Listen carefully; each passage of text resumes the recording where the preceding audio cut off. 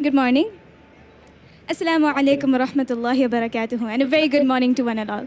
I am Noha Najib Qazi, and today I'll be showing you how I'll be making my mission possible to douse the flames and ignite the future. 23rd of July 2023. Last year, a plane crash took place on the island of Evia. Now, this plane crash is interesting. Why? Because the plane that crashed was the CL-215. This plane is the most famous firefighting plane. Now, sorry? This crash is very devastating. Why?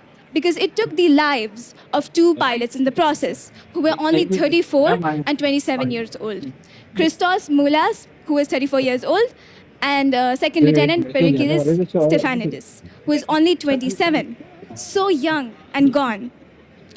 This exact aircraft, the CL-215, has taken the lives of 57 pilots in its journey. And about 260 to 300 pilots have passed away over the last 20 years due to firefighting. Furthermore, 3,790 civilians have passed away due to fires in the year 2022 alone. So why? Why is it so dangerous? You see, the reason fighting fires using aircrafts, the reasons why using aircrafts to fight fires is so dangerous is because these aircrafts, they have to fly so low over these raging infernos, and these infernos, they push the aircraft away, and you can imagine it's changing its physics and its dynamics constantly. Furthermore, there's poor visibility because of the smoke, so the pilot has to often rely on its senses. That these fires, they don't take place on normal terrains like plain land. It takes place on mountainous regions or ravines, which is very difficult for the pilot to maneuver over. So sometimes the pilot makes mistakes and they lose control. So what is the solution to this problem? How can we save the pilot's life and furthermore the lives of the civilians that are being endangered?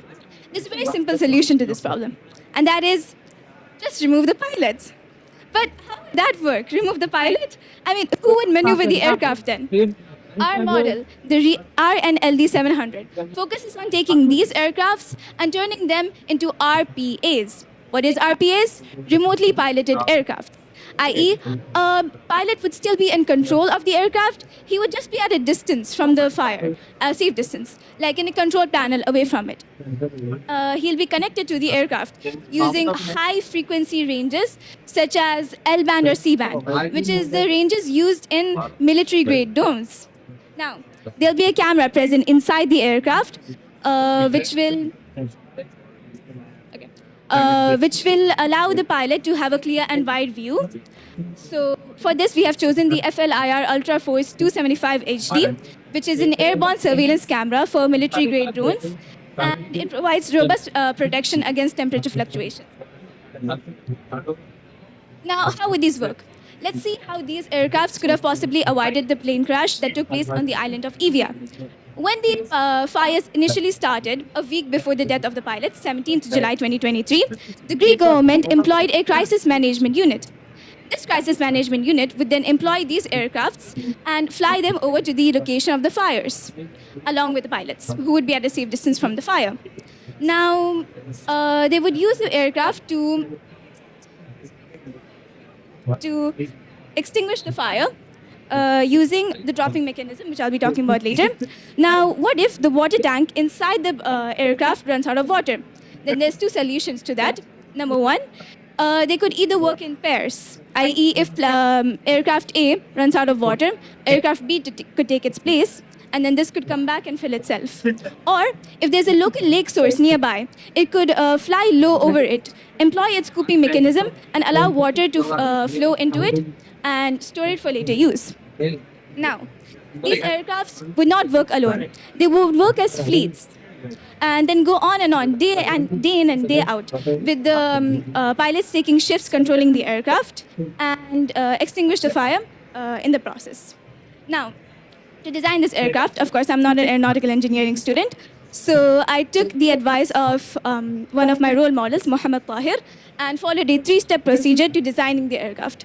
So the first step was actually designing the aircraft.